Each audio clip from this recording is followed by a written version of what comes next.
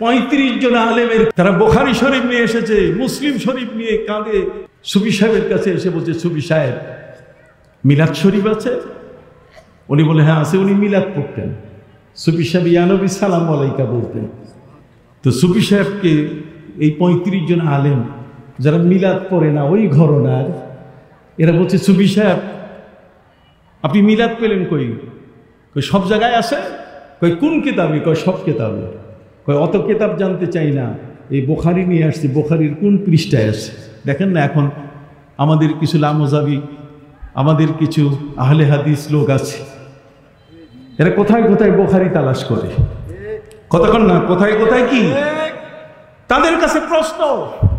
কোথায় কোথায় যদি তোমরা বুখারী তালাশ করো তো বুখারী শরীফ লেখা হয়েছে নবীজির তার তিরোধানের 250 বছর পরে। তা 250 বছর পরে বুখারী শরীফ লেখা হলো। মাঝখানের 250 বছর কি হাদিসের কিতাব ছিল না? শুধু বুখারী বুখারী লাগবে তোমাদের? বুখারী কিতাব নিয়ে এসছে 35 জন আলেম। এই সুফি মানুষ তাকে বলছে যে কোন পৃষ্ঠায় আছে বুখারীতে দেখান। উনি বলছেন যে পৃষ্ঠা খুলবে সেই পৃষ্ঠায় আছে। ওরা একটা পৃষ্ঠা খুলে বলছে সুফি সাহেব আপনি একটু বলেন তো কোন লাইনে আছে? উনি বলেন যে লাইনে হাত দিবে সেই লাইনে আছে। পড়া শুরু করেছে। বুখারী শরীফ পড়ার নিয়ম, وبه قال حدثنا فلان بن فلان قال حدثنا فلان بن فلان قال سمعت عمر بن الخطاب قال سمعت النبي صلى الله عليه وسلم انه قال। এই যখন একের পর এক নাম পড়া শুরু করছেন এই আলেমরা, ঠিক ওই মুহূর্তে 35 জন আলেম দাঁড়াইয়া ইয়া নবী সালাম আলাইকা শুরু করছে। সুফি সাহেব দেখে অবাক হয়ে গেলেন যে এইটা তো আমার সুযোগ, এখন কাসিদা পড়ি। কাসিদা মানে ওই যে তালা আল বদরু আলাইনা, এত বেশি তিনি পড়লেন যে জীবনের সমস্ত কাজা আদায় হয়ে গেছে। তিনি তাদেরকে জিজ্ঞাসা করেন 35 জন আলেমকে যে আপনারা এত বড় মস্ত বাহারুল উলুম, জ্ঞানের বিশাল বিশারদ, আপনারা কেন দাঁড়ালেন? আমি সুফি সাহেব দাঁড়াইয়া বেদাত করি, আপনারা বেদাত করলেন যে? ওরা বলছে হুজুর বেদাত না, আমরা যখন ক্বালা ক্বালা রাসূলুল্লাহ সাল্লাল্লাহু আলাইহি ওয়াসাল্লাম যে নবীর উপরে দরুদ পড়া যখন শুরু করছি তখন মদিনার নবীর সাথে আমাদের সবার সাক্ষাৎ হয়ে গেল। সুবহানাল্লাহ। নবীকে দেখে কোনো বেয়াদব কি বসে থাকতে পারে? একটু জোরে বলেন, নবীকে দেখে কোনো বেয়াদব কি বসে থাকতে পারে? পারে না। আপনি বলবেন যেটা সুফি ফতে আলী ওয়াইসির দলিল দিলেন, আরো বড় দলিল আছে কিনা? আমি নিচ থেকে শুরু করছি যাতে উপরগুলো আপনাদেরকে বুঝাতে পারি। কথা কি বুঝতে পারছেন? সম্মানিত সুধী বন্ধুরা আমার, সুফি ফতে আলী ওয়াইসি রহমতুল্লাহ আলাইহি তিনি এমন একজন আল্লাহর ওলি ছিলেন, চক্ষু বন্ধ করলে মদিনার নবীর সাথে তার দেখা হয়ে যেত।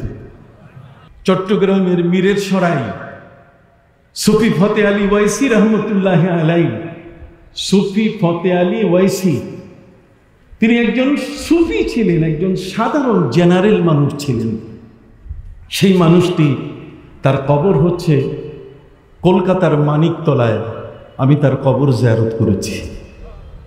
সুফি ফতে আলী ওয়াইসি রহমতুল্লাহ আলাইহি তিনি দিওয়ানে ওয়াইসি লিখেছেন।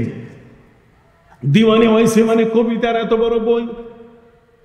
নবীর ইশকের বই লিখতে গিয়ে তিনি এমন ভাবে ইশকের নবীর মহব্বতের কথাগুলো তিনি বলেছেন, যার কথাগুলো দিয়ে বাংলাদেশের সবচেয়ে বড় বড় বক্তারা, বড় বড় আলেমরা শুরু করে। যেমন মশরকে হুব্বে মুহাম্মদ মতলায়ে দিওয়ানে মা মতলায়ে খুরশিদ ইশকশ সিনায়ে সুজানে মা বলগল উলা বিকামালিহি কশফত দুজা বিজমালিহি হাসনাত জামিউ খিসালিহি সাল্লু আলাইহি ওয়া আলিহি। বাংলাদেশে জন্ম নেওয়া সেই মানুষটি, তিনি ছিলেন একজন সুফি সাহেব।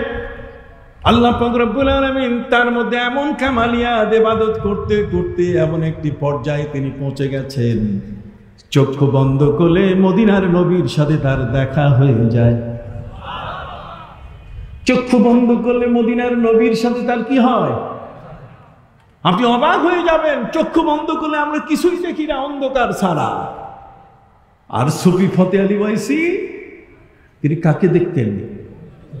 নবীজিকে দেখতেন।